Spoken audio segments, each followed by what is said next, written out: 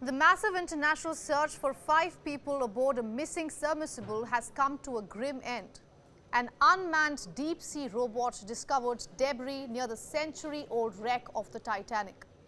Rescue teams from several countries had spent days searching thousands of square miles of open seas. United States, Canada, France and others had deployed planes and ships for the operation. Now, for more on this development, we are being joined by Per Wimmer from London. He's an astronaut and also an author. Thank you for joining us, Per. You're welcome. Now, it is being believed that shortly after the dive, there was a catastrophic implosion that then led to the disintegration of the entire sub. If you could break it down further for us, how does an explosion like this take place? Yes, so what is most likely to have happened based on the information we know now is that the submersible would have gone down about an hour and 45 minutes from the surface. Translate that into about 2,500 meters or so. The pressure outside from the water must have been too much for the submersible to handle. The submersible is made out of composite material, carbon fiber, and there has been some debate about whether it was strong enough to withstand these kind of enormous pressures.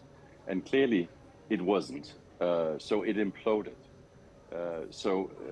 It broke, and very, very quickly the whole thing got squashed and then eventually fell down to the seabed. That's the most likely scenario that based on what we know now. Right, we're also receiving a lot of old formal letters, old videos and reports of how the submersible plan was not foolproof. There were safety concerns with the design, then the use of copper at a depth of 12,500 feet, which you also briefly mentioned. What is your take on these safety concerns that are now emerging?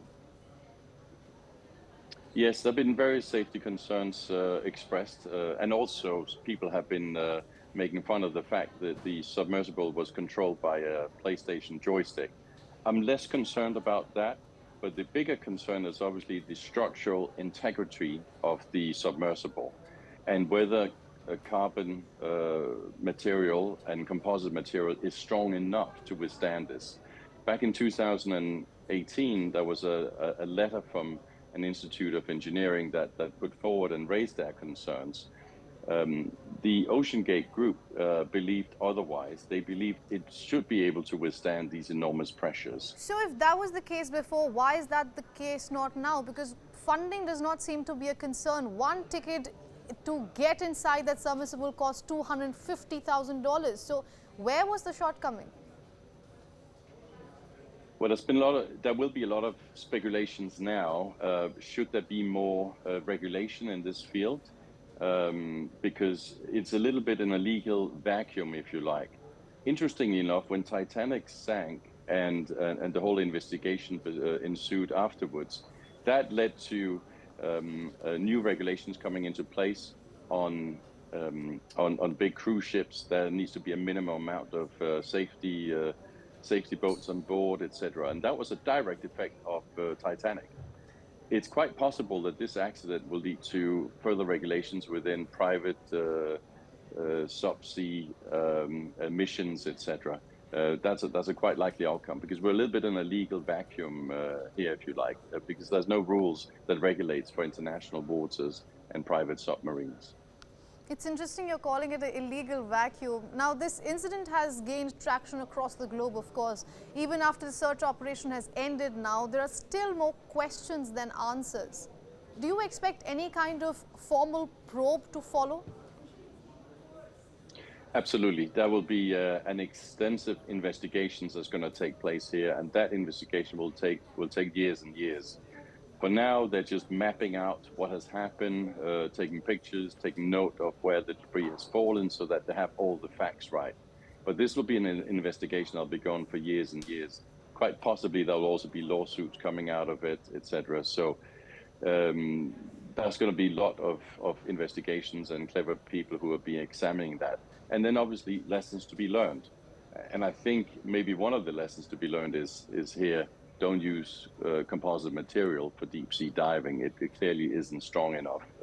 This was the worst case scenario, the whole implosion of the submersible. We had other scenarios with a little bit less risk, or maybe the submersible can come back to the surface, but this was the absolute worst of the worst thing. It imploded. But let's see what the investigation brings up, but maybe not a good idea to build out a composite material.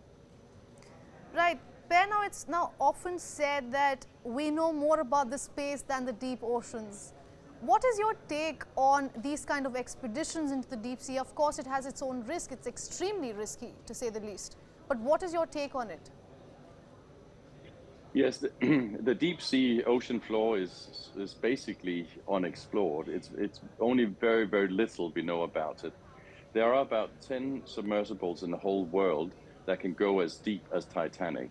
So very few vehicles actually is available for that.